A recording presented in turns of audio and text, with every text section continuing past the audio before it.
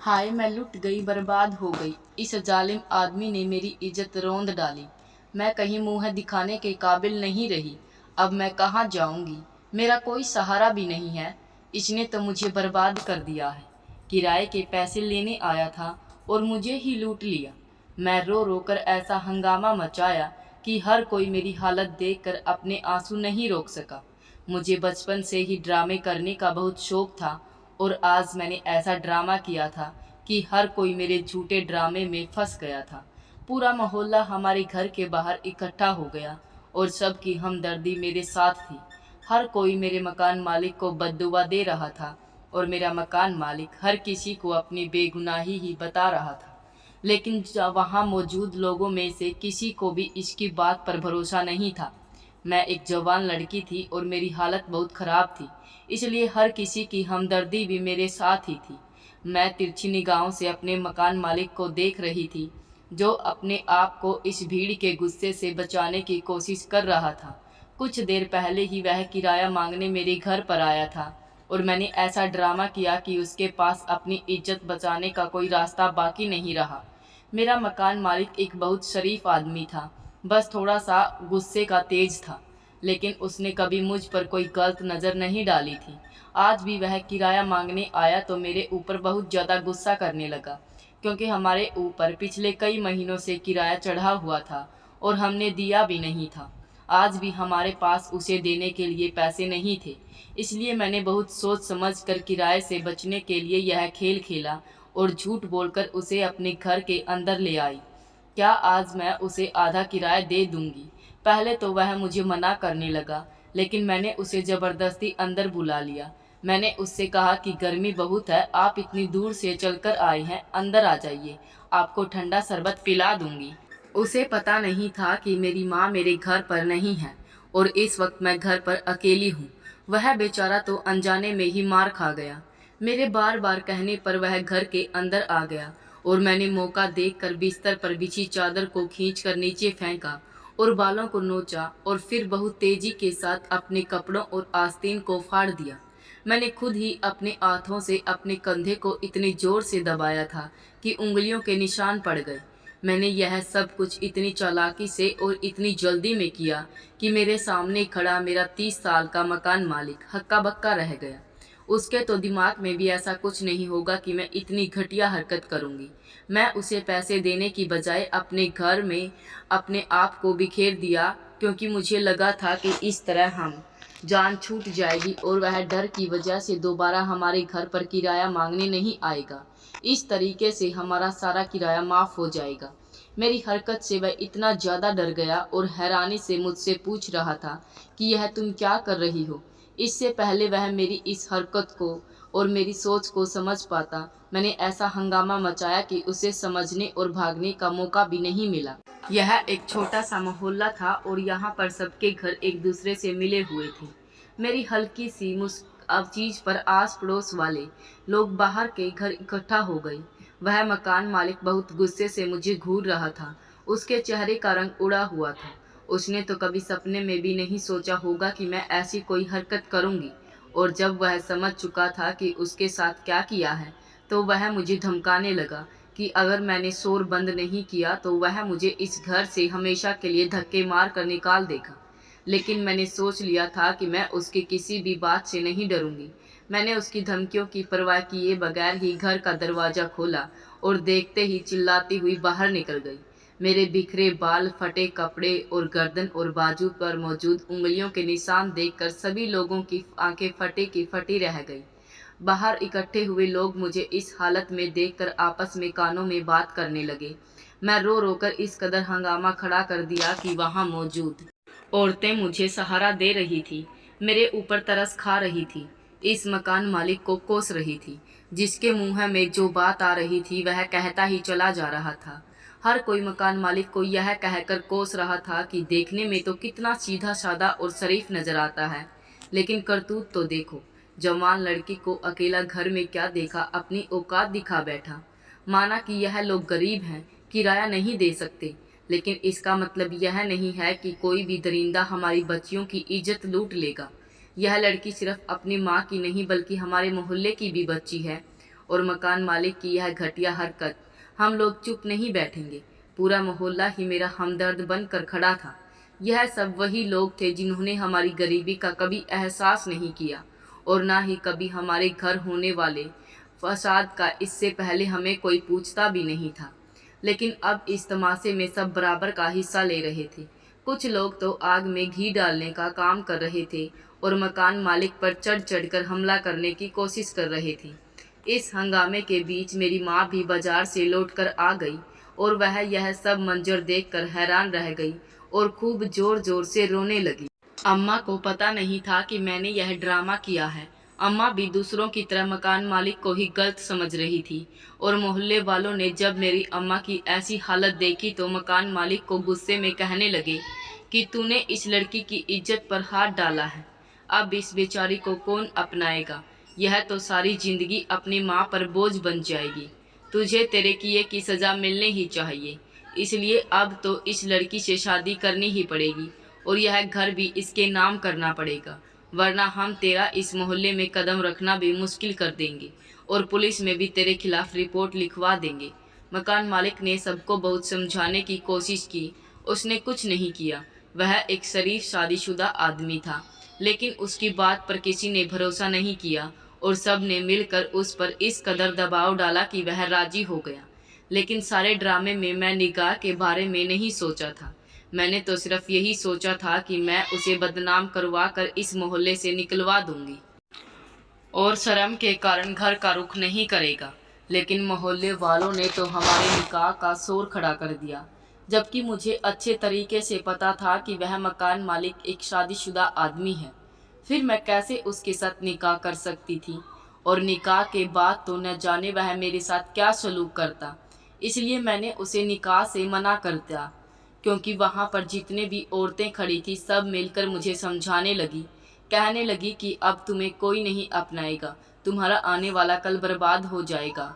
अब तुम किसी को कैसे मुँह दिखाओगी? लोग तुम्हें ताने देंगे। इसलिए बेहतर है कि तुम इसके साथ शादी कर लो। मेरा खेल मुझ पर ही भारी पड़ गया था। मेरी अम्मा भी मुझे समझाने लगी, जो कुछ हो चुका है उसे भूल जाओ। मकान मालिक एक अच्छा आदमी है, व्यक्तित्व और शायद शैतान के बहकावे में आ गया होगा, तो मुझे इसी वक्त शादी कर लो, तुम्हारी जिंदगी संवर जाएगी। वैसे भी हम इतने गरीब हैं और तुम्हारे सर पर बाप का साया भी नहीं है, भला तुमसे कौन शादी करेगा? और फिर सब लोगों ने मिलकर मुझे इस निगाह के लिए मजबूर कर दिया। इतने लोगों की मौजूदगी में ज़बरदस्ती हम दोनों को निकाह करना पड़ा और मकान मालिक को हक महर में यह घर भी मेरे नाम लिखना पड़ा, जिस घर के किराए के लिए वह इतना हंगामा खड़ा किया करता था। अपने इस जीत के लिए मैं दिल ही दिल में बहुत खुश हो रही थी। मैं सोच रही थी कि मेरा प्लान कामयाब हो गया और अब तो यह घर भी मेरे नाम हो गया। अब हमें इस घर का किराया देना नहीं पड़ेगा। लेकिन दूसरी तरफ इसी कहानी मुझे परेशान कर रखा था। पता नहीं कैसे इस मकान मालिक से अपनी जान छुड़वाऊंगी। मुझे कुछ समझ नहीं आ रहा था। निकाह के बाद लोगों की भीड़ धीरे धीरे कम होने लगी और कुछ ही देर में वहाँ पर सिर्फ मैं और मेरी माँ और मकान मालिक ही रह गई। मुझे लगा था कि वह मकान मालिक मुझे कोसेगा और मुझे बुरा भला कहेगा और वहाँ से चला जाएगा, लेकिन सब कुछ उल्टा हो गया। मकान मालिक ने मेरी माँ की तरफ देखा और कहने लगा, अब आपकी बेटी मेरी बीवी है, इसलिए आज से यह इस घर में नहीं रहेगी। मैं इसे अपने घर लेकर जा रहा हूँ। मकान मालिक की यह बात सुनकर मेरे होश ही उड़ गई। मैंने सोचा भी नहीं था कि अब इसके साथ मेरा क्या होगा। मुझे इस बात का भी अंदाज़ा नहीं था कि अभी मुझे अपने साथ ले जाने की बात करेगा, जबकि वह पहले से शादीशुदा भी था। उसके घर में उसकी बीवी पहले से ही थी, लेकिन उसने मेरी कलाई को जोर से पकड़ा और मेरे 1000 बार मना करने के बाद भी मेरी माँ से कहा, आज से आपकी बेटी आपके घर से रुखसत हुई। अब यह मेरी जिम्मेदारी है और मेरे साथ रहेगी। यह घर आज से आपका है, आप इसमें चैन सुकून से रहिए। आज के बाद मैं आपसे किराए मांगने भी नहीं आऊँगा। यह आदमी मुझे गुस्से से खींचता हुआ अपनी गाड़ी में बैठकर अपने घर ले आया। उसके साथ अकेले गाड़ी में बैठते ही मेरे हाथ कंपने लगे, क्योंकि अब ना ही मेरी माँ मेरे साथ थी और ना ही मोहल्ले वाले। आगे पता नहीं मेरे साथ क्या होने वाला था। अब जो कुछ भी मेरे साथ करता वह मुझे अकेले ही झेलना था। मैं नहीं जानती थी कि वह मुझे कहाँ लेकर जा रहा है। मकान मालिक की आंखों में गुस्सा और नफरत देखकर मेरी तो जान निकल रही थी। 1 घंटे के सफ़र के बाद गाड़ी एक छोटे से मकान के आगे रुक गई। वह मुझे गाड़ी से ज़बरदस्ती उतार कर घर के अंदर ले गया और एक कमरे में ले जाकर मुझे पटक दिया। मुझे ऐसा लग रहा था जैसे कयामत आने वाली हो। अब मैं उसकी बीवी थी और वह मुझ पर पूरा हक रखता था। वह मेरे साथ कुछ भी कर सकता था। पता नहीं वह मेरे साथ कैसा सलूक करता। यहाँ तो कोई मुझे बचाने वाला भी नहीं था। लेकिन इस वक्त वह मुझे बिना कुछ कहे कमरे से बाहर चला गया। मैं बहुत चालाक से तमाशा खड़ा किया था। वह ख़त्म हो चुका था और अब मुझे डर लग रहा था। पता नहीं आगे मेरे साथ क्या होने वाला था। मैं अपने खड़े किए तमाशे पर पछता रही थी। सब बातें सोचकर मैं रोने लगी। अभी मुझे थोड़ी थोड़ी देर हुई थी कि कमरे का दरवाज़ा खुला और एक बहुत खूबसूरत जवान लड़की मेरे कमरे में आ गई। वह इतनी खूबसूरत और गोरी थी, मैं उसे देखते ही देखते रह गई। मैं पहले नज़र में ही उसे पहचान गई थी। वह मेरे मकान मालिक की पहली बीवी है। उसे देखते ही फ़ौरन मेरे दिमाग में यह बात आई, जिस आदमी की पहली बीवी इतनी खूबसूरत और हसीन हो, वह मेरी जैसी लड़की पर क्यों नज़र डालेगा। जैसे जैसे वह लड़की मेरे करीब आने लगी, मेरे होश उड़ने लगे। मुझे डर लग रहा था, पता नहीं वह मेरे साथ क्या सलूक करेगी, क्योंकि कोई भी औरत अपने शौहर को किसी दूसरी औरत के साथ नहीं बांट सकती। और जिस तरह आज हमारा निकाह हुआ था, उसके बाद तो मुझे इस लड़की से किसी भी अच्छी की उम्मीद नहीं थी। शायद उसके शौहर ने उसे मेरी सच्चाई बता दी हो। शायद वह जानती हो कि मैं किस तरह उसके शौहर पर झूठा इल्ज़ाम लगाकर उसे फंसाया है और पूरे मोहल्ले के सामने उसे बेइज्जत किया है। अब शायद वह मुझे सब का बदला ज़रूर लेगी। अगर सच में उसे यह सब कुछ पता होगा तो पता नहीं वह मेरे साथ क्या कर बैठेगी। वह मुझे बहुत घूर कर देख रही थी। ऐसा लग रहा था जैसे वह मुझ में कुछ तलाश कर रही हो। कुछ देर वह खामोशी से मुझे देखती रही और फिर मुस्कुराकर मेरे चेहरे पर लटके हुए बालों को बहुत ही प्यार से कानों के पीछे करते हुए कहने लगी, तुम तो बहुत ही खूबसूरत हो, लेकिन तुम कैसी दुल्हन हो। तुम तो तैयार भी नहीं हुई हो और तुमने तो शादी वाला लहंगा भी नहीं पहना। क्या तुम अपनी शादी की रात सजना संवरना नहीं चाहती हो। उसकी बात सुनकर मैं घबरा कर उसके चेहरे की तरफ देखने लगी। उसके बाद उसने ना कोई चुभन थी और ना ही उसने कोई ताना दिया, क्योंकि उसके चेहरे पर तो हल्की हल्की मुस्कुराहट थी। उसकी यही मुस्कुराहट मुझे बहुत ज़्यादा हैरान कर रही थी। उसकी नज़र मेरी खाली कलाइयों पर पड़ी। उसने झट से अपने हाथों से अपने कंगन उतारे और मेरे हाथों में पहना दिए। मैं बहुत ज़्यादा हैरत से इस सारे मंजर को देख रही थी कि मैं उसकी शौतन थी। वह कैसे मेरे साथ ऐसी मोहब्बत से बातें कर रही थी, वह भी इस तरह की निकाह पर। लेकिन वह तो बहुत ही मोहब्बत से बात कर रही थी। थोड़ी देर बाद वह मेरे पास बैठी रही, मुझसे बातें करती रही। उसके बाद तो मैं मोहब्बत की चाशनी घुली हुई थी। उसने मुझसे कोई भी ऐसी बात नहीं की जिससे मुझे ऐसा लगे कि वह मुझसे नफ़रत करती है, और ना ही कोई दुश्मनी की बात की, बल्कि वह तो बराबर मुस्कुराती ही चली जा रही थी। उसकी मोहब्बत भरी बातों ने मुझे कुछ हौसला दिया और मैंने डरते डरते उससे कहा कि मुझे अदनान से बहुत डर लग रहा है। पता नहीं वह मेरे साथ कैसा सलूक करेंगे। जाने अनजाने में मुझसे जो खता हुई है, मैं जानती हूँ वह बहुत बड़ी गलती है, लेकिन गरीबी ने मुझे यह गलत कदम उठाने पर मजबूर किया था। मैं उसे लड़की से अपने किरदार की सफाई पेश करने लगी। मेरी बात सुनकर वह कहने लगी कि तुम फिक्र मत करो, अदनान बहुत अच्छे आदमी हैं, वह तुम्हें कुछ भी नहीं करेंगे। और फिर वह उठकर कमरे से बाहर चली गई और कुछ ही देर बाद लौट कर आई। उसके हाथ में दूध का गिलास मौजूद था। उसने ज़बरदस्ती वह दूध का गिलास मेरे हाथों में पकड़ाया और मुझसे कहने लगी, यह दूध पी लो और तुम देखना अदनान तुम पर बिल्कुल भी गुस्सा नहीं करेंगे। वह दूध का गिलास मुझे थाम कर फिर कमरे से बाहर चली गई।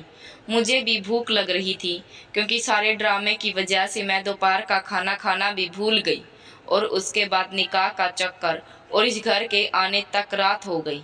इसलिए मैंने भी वह दूध का गिलास पूरा ख़त्म कर दिया और कमरे में यहाँ वहाँ नज़र दौड़ाने लगी। कुछ ही देर गुजरी थी कि कमरे का दरवाज़ा दोबारा से खुला और यह देखकर मेरे पैरों तले से ज़मीन निकल गई कि मेरी सौतन दूल्हा बनी कमरे के अंदर आ रही थी और उसने कमरे के दरवाजे पर अंदर से कुंडी लगा दी। उसकी हरकत पर मैं बहुत ज़्यादा घबरा गई थी। पता नहीं वह किसकी शादी की शेरवानी पहन कर आई, जो उसे साइज़ में बहुत बड़ी आ रही थी, और सर पर भी उसने एक बड़ा सा पगड़ा पहन हुआ था, जो शादी वाले दिन दूल्हा पहनता है। मुझे समझ नहीं आ रहा था कि अभी कुछ देर पहले मेरी सौतन बिल्कुल ठीक थी और मुझसे बातें कर रही थी। अचानक इसको क्या हो गया? वह क्यों दूल्हे के कपड़े पहनकर मेरे पास आई है और उसने दरवाजे में अंदर से कुंडी क्यों लगाई है?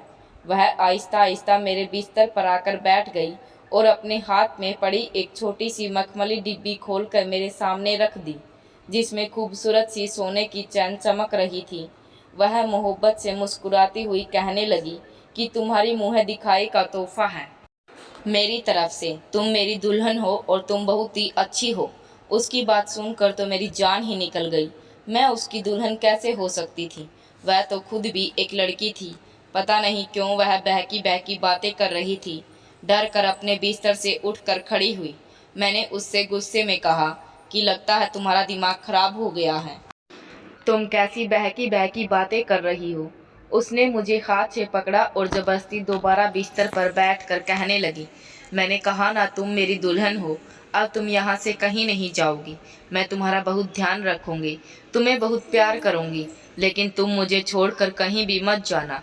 मैं हक्का बक्का होकर उसकी बात सुन रही थी।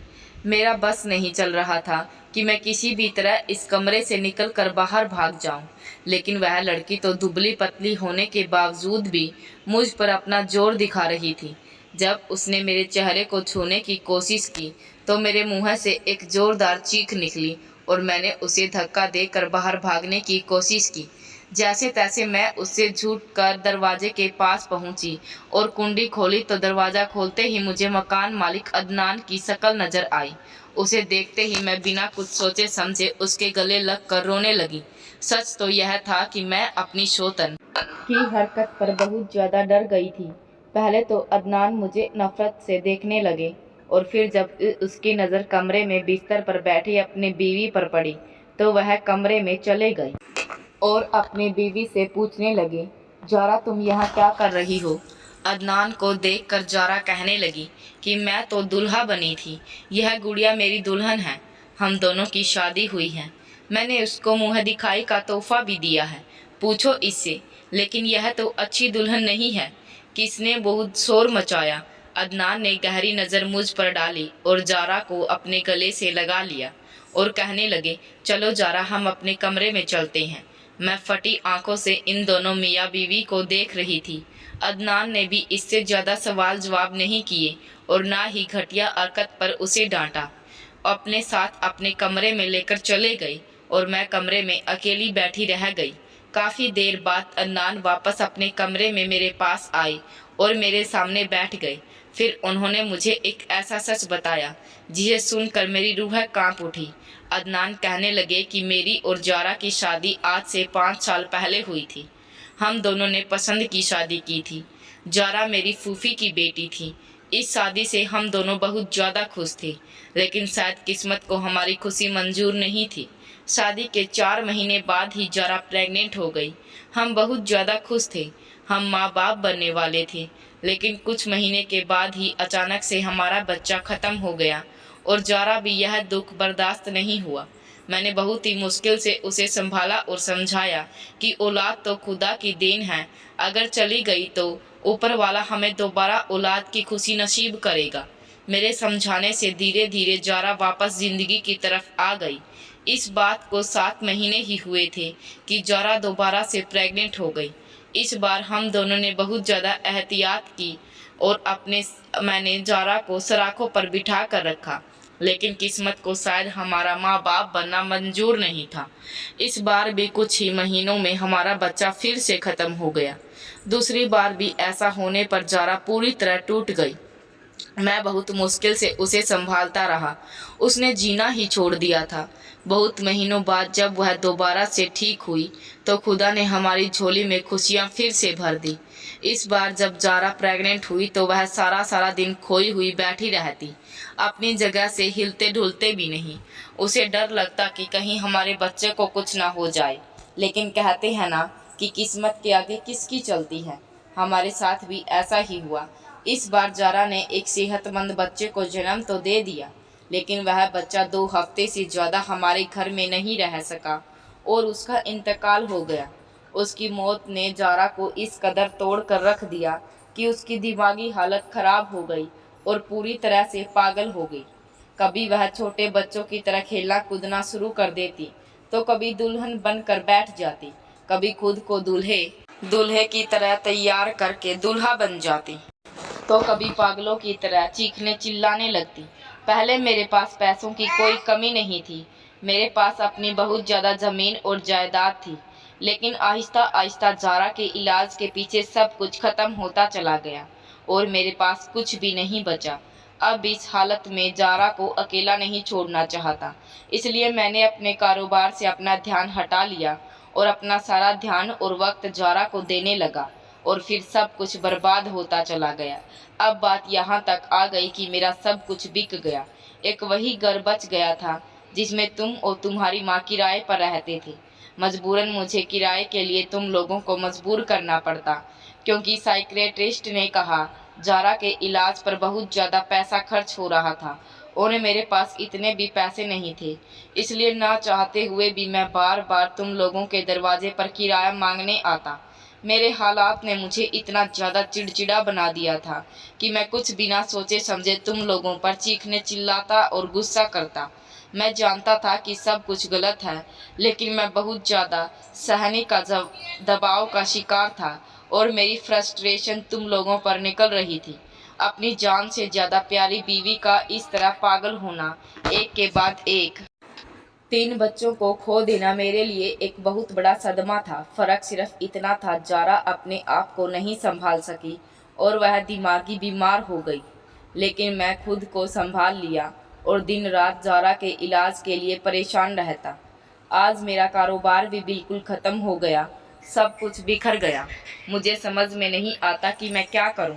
आज जारा का डॉक्टर के पास अपॉइंटमेंट है और मेरे पास पैसे नहीं थे, इसलिए मैं आज तुम्हारे घर आया था। सोचा कि तुमसे किराए के पैसे लेकर जारा को डॉक्टर के पास लेकर जाऊंगा, लेकिन जो कुछ तुमने किया उसके बाद तो मैं खुद से नज़र मिलाने के काबिल भी नहीं रहा। मैं तुम्हें यहाँ छोड़कर अपने दोस्त के पास गया था।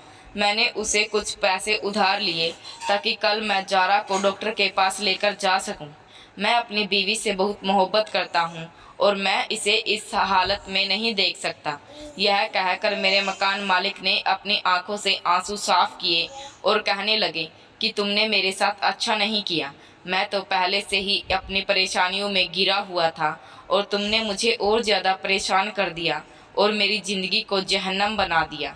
जो गुस्से में अपने मकान मालिक को शैतान कहा करती थी, मुझे अब अपने आप पर अफसोस होने लगा। मैंने बिना सोचे समझे एक शरीफ आदमी के साथ क्या कर दिया।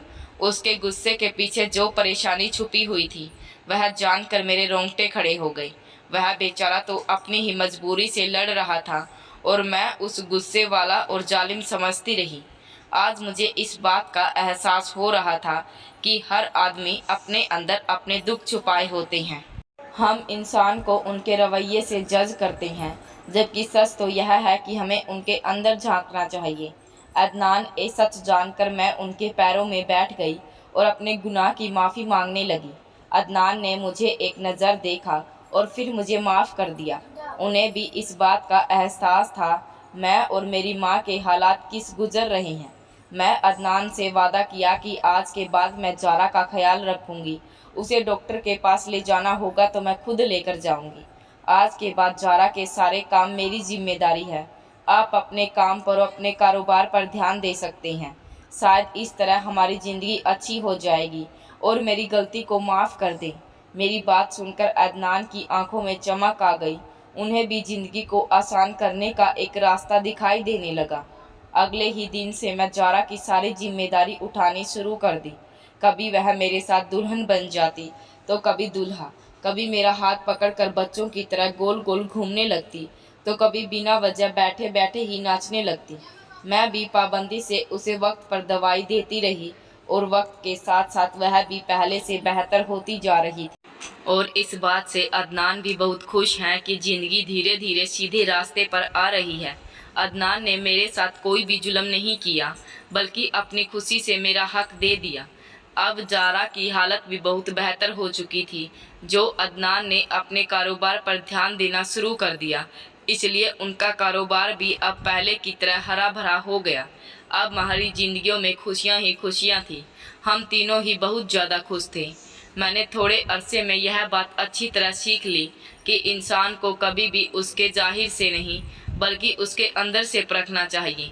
जब तक मैं अदनान के सच्चे से बेखबर थी, मेरी नज़र में वह बहुत गुस्से वाला और बहुत बड़ा आदमी था। लेकिन जब मुझे उसकी सच्चाई और उसका दुख पता चला तो मैं कह उठी, वह तो अपने आप में दुखों का दरिया समाये बैठा था। आप लोग भी सिर पे दुआ कीजिए कि वह जल्दी से ठीक हो जाए और फिर से औलाद की नेमत से उसकी झोली भर जाए। एक औरत के लिए अपनी औलाद को 3 बार खो देना बहुत बड़ा सदमा होता है, और फिर जारा तो इस सदमे से अपनी जान पर खेल रही है। क्या पता किसकी दुआ से उसे एक नई जिंदगी और खुशियाँ मिल जाएं। उम्मीद करती हूँ दोस्तों आपको हमारी कहानी पसंद आई होगी। कहानी पसंद आई है तो वीडियो को लाइक करें, चैनल पर नए हैं तो चैनल को सब्सक्राइब करें, और हाँ, नोटिफिकेशन बेल को ज़रूर दबाएं ताकि अगली अपडेट सबसे पहले आपको मिले।